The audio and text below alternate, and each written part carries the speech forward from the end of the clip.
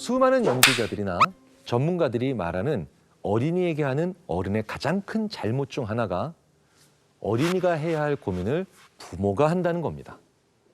그리고 어린이가 해야 될 고민을 부모가 어린이 때도 아닌 청소년이 돼서도 심지어 청년이 돼서까지도 끝까지 계속하는 경우가 있죠.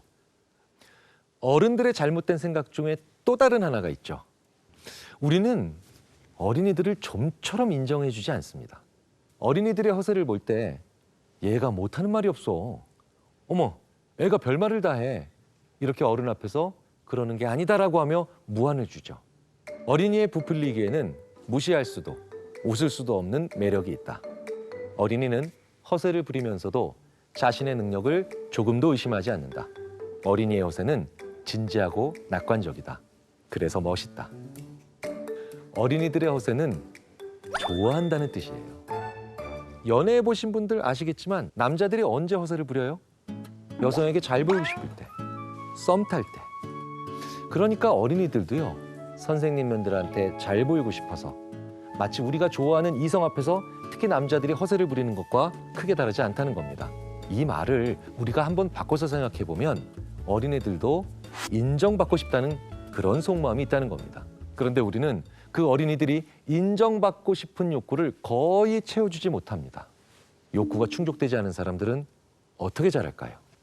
나중에 커서 만족을 모르는 사람이 됩니다. 무언가에 끊임없이 탐닉하는 사람이 된다는 거예요. 반대로 욕구가 너무 지나칠 정도로 충족된 사람들이 있죠. 통제도 안 되고 소통이 안 되는 인간이 되겠죠. 그래서 어린이가 허세를 부린다라는 느낌을 가질 때 부모님과 선생님의 마음은 굉장히 조심스러워져야 되고 섬세해져야 됩니다. 첫 번째, 그 허세가 잘 보이고 싶은 욕구인지 인정받고 싶은 소망인지를 먼저 구분하셔야 돼요. 두 번째, 인정받고 싶다는 마음이면 얼마만큼 충족시켜줘야 되는가에 대한 고민도 함께 해야 되죠. 그런데 그 고민이 과연 단순한 몇 개의 규칙만으로 가능할까요?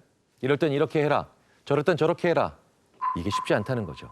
어린이와 대화할 때 그 인정을 어느 부분까지 어떻게 해야 되는가를 어린이와의 관계에서 끊임없이 고민하는 게 양육이자 어린이들과의 관계라는 겁니다. 어른들과의 관계와 크게 다르지 않다는 거예요. 그런데도 우리는 어른들을 대할 때는 그렇게 하면서 어린이들한테는 잘 하지 않는 경향이 있습니다. 상무님이랑 얘기할 때는 오늘은 어디까지 얘기해야 되지? 얼마만큼 해야 될지를 매일매일 고민하지 않으신가요?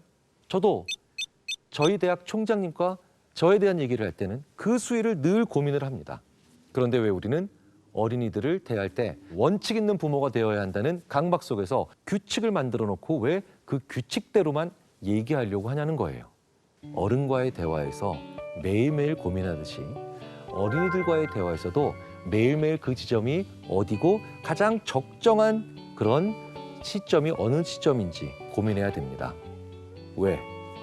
어른보다 아이들이 더 빨리 자라고 많이 자라잖아요.